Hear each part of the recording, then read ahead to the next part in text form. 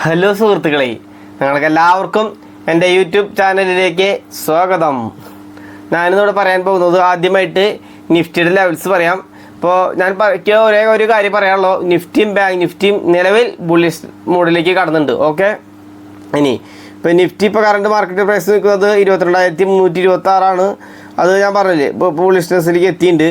ഇനി മുകളിൽ അപ്സൈഡ് തന്നെ പോകുന്നതാണ് ഞാൻ പ്രതീക്ഷിക്കുന്നത്. ഇനി നിങ്ങൾക്ക് അഥവാ ഒരു ബാരിഷ്നെസ് നിഫ്റ്റിയിൽ ഫീൽ ചെയ്യണമെങ്കിൽ ഒരു 22,100 ബ്രേക്ക് ഡൗൺ ചെയ്ത് താഴോട്ട് പോവുകയാണെങ്കിൽ മാത്രം ഒരു ബാരിഷ്നെസ് ഉണ്ടെന്ന് നിങ്ങൾ മനസ്സിലാക്കിയാൽ മതി. ഓക്കെ, അപ്പോൾ നിഫ്റ്റിയുടെ ലെവൽസ് പറഞ്ഞു കഴിഞ്ഞു. ഇനി തുടർന്ന് ബാങ്ക് നിഫ്റ്റിയുടെ ലെവൽസ് പറയാം. ബാങ്ക് നിഫ്റ്റി ഇപ്പോൾ നിൽക്കുന്നത് 47,124 ബാങ്ക് നിഫ്റ്റിയും സമാനമായ രീതിയിൽ ബുള്ളിഷായിട്ടുണ്ട്. ഓക്കെ, ഇനി 48,000 ബാങ്ക് നിഫ്റ്റിയുടെ അടുത്ത ടാർഗറ്റായിട്ട് ഞാൻ കാണുന്നത്. ഓക്കെ, അതിന് ഇനി ബാങ്ക് നിഫ്റ്റിയിൽ നിങ്ങൾക്ക് ബാരിഷ്നെസ് ഫീൽ ചെയ്യണമെങ്കിൽ ഒരു 46,800 ഓക്കെ, ഒരു 46,800 ഇപ്പോൾ കറണ്ട് നിൽക്കുന്നത് 47,124 46,800 ബ്രേക്ക് ഡൗൺ ചെയ്ത് താഴോട്ട് പോവുകയാണെങ്കിൽ ബാങ്ക് നിഫ്റ്റി ചെറിയൊരു വീക്ക്നെസ് ഉണ്ടെന്ന് മനസ്സിലാക്കാം. അല്ലാത്ത പക്ഷം നിഫ്റ്റിയും ബാങ്ക് നിഫ്റ്റിയും ബുള്ളിഷാണ്. ഓക്കെ, അതാണ് നിഫ്റ്റിയുടെയും ബാങ്ക് നിഫ്റ്റിയുടെയും അടുത്ത ആഴ്ചകളെ ലെവൽസ്. പിന്നെ ഒരു കാര്യം പറയാനുള്ളത്, ഞാൻ കഴിഞ്ഞ ആഴ്ച വീഡിയോ ചെയ്തിട്ടുണ്ടായിരുന്നു. എൻ്റെ കഴിഞ്ഞ 4 മാസത്തെ പ്രോഫിറ്റ് ആൻഡ് ലോസ് സ്റ്റേറ്റ്മെൻറ്റ് കാണിച്ചിട്ടുണ്ടായിരുന്നു. അപ്പോൾ നിങ്ങൾക്ക് താല്പര്യം ഉണ്ടെങ്കിൽ അതിൽ ഡിസ്ക്രിപ്ഷനിൽ നമ്പർ കൊടുത്തിട്ടുണ്ടായിരുന്നു. അപ്പോൾ ഞാൻ ട്രേഡ് ചെയ്യുന്ന സ്റ്റൈൽ എന്താണെന്ന് നിങ്ങൾക്ക് അറിയാത്തവർക്ക് ഡിസ്ക്രിപ്ഷനിൽ ഫോൺ നമ്പർ കൊടുത്തിട്ടുണ്ട്. അതിൽ വാട്സപ്പ് ചെയ്ത് മെസ്സേജ് അയച്ചു കഴിഞ്ഞാൽ പറയുന്നതായിരിക്കും. അപ്പോൾ ഞാൻ ഏത് രീതിയിലുള്ള ട്രേഡാണ് ചെയ്യുന്നത്, ആ ട്രേഡ് അതേപോലെ പകർത്തി നിങ്ങൾക്കും ചെയ്യാനുള്ള അവസരമുണ്ട്. അപ്പോൾ അതിന് ഗ്രൂപ്പിൽ താല്പര്യമുള്ളവർക്ക് ജോയിൻ ചെയ്യാം. ചെറിയൊരു ഫീസ് ഉണ്ട്. അതിൻ്റെ ഡീറ്റെയിൽസ് ഞാൻ ഡിസ്ക്രിപ്ഷനിൽ ഫോൺ നമ്പർ കൊടുക്കുന്നുണ്ട്.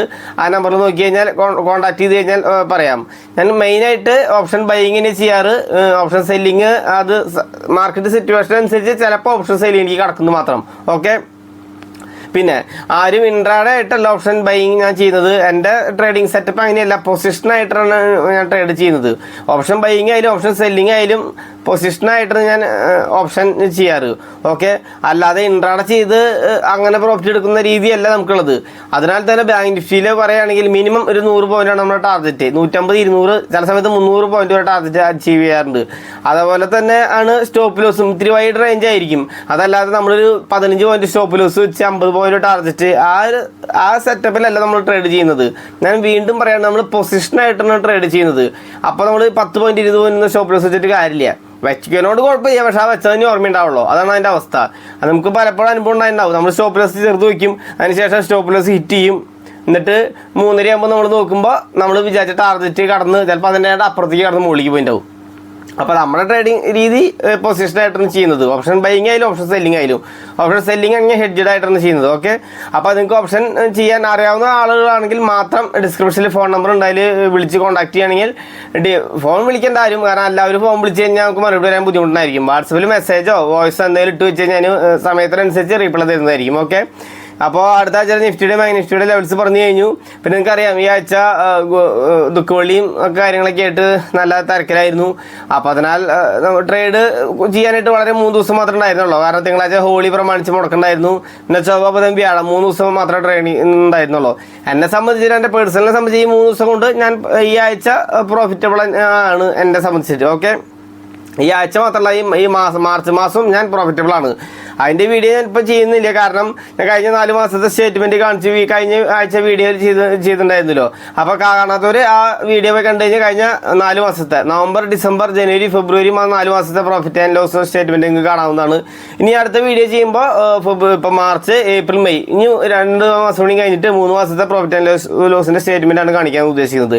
അപ്പോൾ നിങ്ങൾക്ക് നമ്മുടെ കൂടെ ട്രേഡ് ചെയ്യാൻ താല്പര്യമുണ്ടെങ്കിൽ താഴെ കാണുന്ന ഡിസ്ക്രിപ്ഷനിൽ നമ്പർ ഉണ്ട്, അതിൽ വിളിച്ച് കോൺടാക്ട് ചെയ്താൽ മതി. ഓക്കെ, ഇനി പിന്നെ അടുത്ത ആഴ്ചയുടെ ലെവൽസ് ഞാൻ പറഞ്ഞു കഴിഞ്ഞു.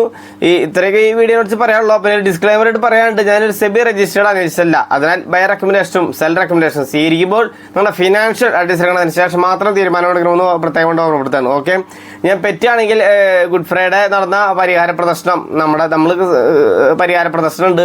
ആ പ്രദർശനത്തിൻ്റെ കുറച്ച് നല്ല നല്ല ഭാഗങ്ങൾ ഞാൻ പറ്റുകയാണെങ്കിൽ ഞാൻ യൂട്യൂബിൽ ഈ വീഡിയോയുടെ താഴെ അപ്ലോഡ് ചെയ്യാം.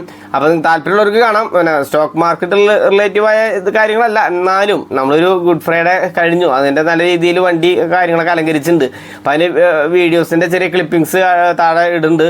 അപ്പോൾ നിങ്ങൾക്ക് താല്പര്യമുള്ളവർ മാത്രം തുടർന്ന് വീഡിയോ കണ്ടാൽ മതി, അല്ലാത്തവർ വീഡിയോ ഇപ്പോൾ തന്നെ സ്കിപ്പ് ചെയ്ത് പോകാം. അപ്പോൾ അത്ര നേരം വീഡിയോ കണ്ടിരുന്ന നിങ്ങൾക്ക് എല്ലാവർക്കും നന്ദി, നമസ്കാരം, താങ്ക് യു, ബൈ ഓൾ. ഈ വീഡിയോയിൽ കാണുന്നത് രൂപം, നഗരി കാണിക്കുന്നതിനുള്ള രൂപം പള്ളിയിൽ നിന്ന് പുറപ്പെടുന്നതിൻ്റെ തൊട്ട് മുമ്പുള്ള ദൃശ്യമാണ് കാണുന്നത്. നഗരി കാണിക്കുന്നതിനുള്ള രൂപം പള്ളിയിൽ നിന്ന് പുറപ്പെടാനായിട്ട് തയ്യാറായി നിൽക്കുകയാണ്. ആ രംഗമാണ് നിങ്ങൾ ഇപ്പോൾ സ്ക്രീനിൽ കണ്ടുകൊണ്ടിരിക്കുന്നത്. ഓക്കെ, ഇപ്പം നിങ്ങൾ ദൃശ്യത്തിൽ കാണുന്നത് സെൻറ് മേരീസ് ചർച്ച് പാരാമംഗലം അടവയിൽ നിന്നും യേശുവിൻ്റെ നഗരി കാണിക്കുന്നതിനുള്ള രൂപം ഒരു പ്രത്യേക വാഹനത്തിൽ ക്രമീകരിച്ചുകൊണ്ട് KCYM പ്രവർത്തകർ, ഒരു സംഘടനാ പ്രവർത്തകർ, KCYM സംഘടനാ പ്രവർത്തകർ അതിൻ്റെ ആ രൂപം അലങ്കരിച്ചുള്ള വാഹനം പതുക്കെ മുന്നോട്ട് നീക്കുന്നു. തൊട്ടുപുറകിലായി അൾത്താര ബാലസംഘാംഗങ്ങളും വരുന്നത് കാണാം. അതിനുള്ളിൽ 2 അച്ഛന്മാരും 2 വൈദികരും അതിനൊപ്പം തന്നെ അനുഗമിക്കുന്നതായിട്ട് നിങ്ങൾക്ക് ദൃശ്യങ്ങളിൽ കൃത്യമായിട്ട് കാണാം. ഇപ്പോൾ കുറച്ചും കൂടി പള്ളിയിൽ നിന്നും പോകുന്ന മെയിൻ ഗേറ്റിൽ സ്റ്റേറ്റ് ഹൈവേയിലേക്ക് പ്രവേശിക്കുന്നതിന് തൊട്ട് മുമ്പ് ഉള്ള രംഗമാണ് നിങ്ങളിപ്പോൾ വീഡിയോയിൽ കണ്ടുകൊണ്ടിരിക്കുന്നത്. യേശുവിൻ്റെ മൃതശരീരം വഹിച്ചുകൊണ്ടുള്ള വിലാപയാത്ര മുന്നോട്ട് നീങ്ങുന്നു. നേരത്തെ പറഞ്ഞ പ്രകാരം തന്നെ ഇത് 2ാം സ്ഥലത്ത് എത്തിച്ചേർന്നുണ്ട്. ഒരു ദൃശ്യാവിഷ്കാരം നിങ്ങളിപ്പോൾ വീഡിയോയിൽ കണ്ടുകൊണ്ടിരിക്കുന്നത്. മൊത്തം 14 സ്ഥലങ്ങളാണ്. ഇത് വീണ്ടും ഒരു സ്ഥലം, 6ാം സ്ഥലം ഈശോ കുരിശ് ചുമക്കുന്ന രംഗം നിങ്ങൾക്ക് കൃത്യമായിട്ട് വീഡിയോയിൽ കാണാം. മൊത്തം 14 സ്ഥലങ്ങളാണുള്ളത്. എല്ലാവരും വീഡിയോ ചെയ്തിട്ടുണ്ടായിരിക്കില്ല. ഇതും ഒരു രംഗമാണ്. യേശു കുരിശ് ചുമക്കുന്നു, പടയാളി കുത്താനായിട്ട് ശ്രമിക്കുന്ന രംഗമാണ് നിങ്ങൾ വീഡിയോയിൽ കണ്ടുകൊണ്ടിരിക്കുന്നത്. ഇത് വൈകിട്ട് 6 മണി 6 നേരം ഇരുട്ടി തുടങ്ങി. വീണ്ടും വിലാപയാത്ര മുന്നോട്ട് നീങ്ങുന്നു. എല്ലാവരും അൾത്താര സംഘാംഗങ്ങളും അച്ഛന്മാരും പുറകെ വരുന്നുണ്ട്. ഇത് ജനങ്ങളാണ്. 2500-3000-ഓളം ജനങ്ങളാണ് ഈ വിലാപയാത്ര അനുഗമിച്ചുകൊണ്ടിരിക്കുന്നത്. കാരണം വെള്ളിയാഴ്ച എന്ന് പറഞ്ഞു കഴിഞ്ഞാൽ ഒരു ക്രിസ്ത്യാനിയെ സംബന്ധിച്ച് ആ വിലാപയാത്രയിൽ പങ്കെടുക്കണം, നഗരി കാണിക്കുന്നുള്ള ആ വിലാപയാത്രയിൽ പങ്കെടുക്കണം. അതൊരു പ്രത്യേക ഒരു കർമ്മം തന്നെയായിട്ടാണ് ക്രിസ്ത്യാനികളെ സംബന്ധിച്ച് വലിയൊരു കാര്യമാണ് ആ വിലാപയാത്രയിൽ പങ്കെടുക്കുക എന്നുള്ളത്. അത് 2-3 കിലോമീറ്റർ അത്ര ദൂരമായാലും നടക്കാൻ എല്ലാവരും അതിന് പ്രത്യേക താല്പര്യം കാണിക്കാറുണ്ട്. ഇതൊന്നും ആരും നിർബന്ധിച്ച് ചെയ്യുന്നതല്ല, സ്വന്തം ഇഷ്ടത്തിന് ദൈവത്തിൻ്റെ പീഡകളോട് ചേർന്ന് ഞാനും നിൽക്കുന്നു എന്ന പ്രഖ്യാപനമാണ് ഇതിലൂടെ നമ്മളെല്ലാവരും ഉദ്ദേശിക്കുന്നത്. അതിന് തൊട്ട് മുമ്പിലായിട്ട് നിങ്ങൾക്ക് ഒരു പൊൻകുരിശും 2 വെള്ളിക്കുരിശും മെഴുകുതിരി കാലുകളും കാണാം.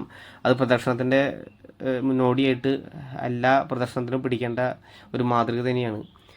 ഇത് ഈശോ വെറോനിക്കയുടെ മടിയിൽ കിടന്ന് മൂകമായ ഭാഷയിൽ അന്ത്യയാത്ര പറയുന്ന ദൃശ്യാനുഭവമാണ് നിങ്ങളിപ്പോൾ കണ്ടുകൊണ്ടിരിക്കുന്നത്.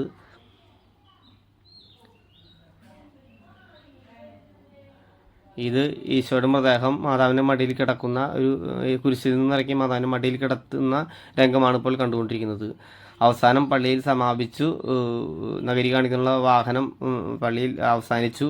അത് ഒതുക്കി നിർത്തുന്ന ദൃശ്യങ്ങളാണ് നിങ്ങൾ വീഡിയോയിൽ കണ്ടുകൊണ്ടിരിക്കുന്നത്. നിങ്ങൾക്കറിയാം 2500-ഓളം 3000-ഓളം ആളുകളാണ് ഈ പരിപാടിയിൽ ആദ്യം മുതൽ അവസാനം വരെ പങ്കുകൊണ്ട് യേശുവിൻ്റെ രക്ഷാകര ദൗത്യത്തിൽ ചേരുന്നുകൊണ്ടിരിക്കുന്നത്. നിങ്ങളെല്ലാവരും കൃത്യമായിട്ട് കാണുമെന്ന് വിചാരിക്കുന്നു. ആ രംഗങ്ങളാണ് അവസാനിച്ചു. ആ രംഗമാണ് നിങ്ങളിപ്പോൾ വീഡിയോയിൽ കണ്ടുകൊണ്ടിരിക്കുന്നത്. Okay, thank you.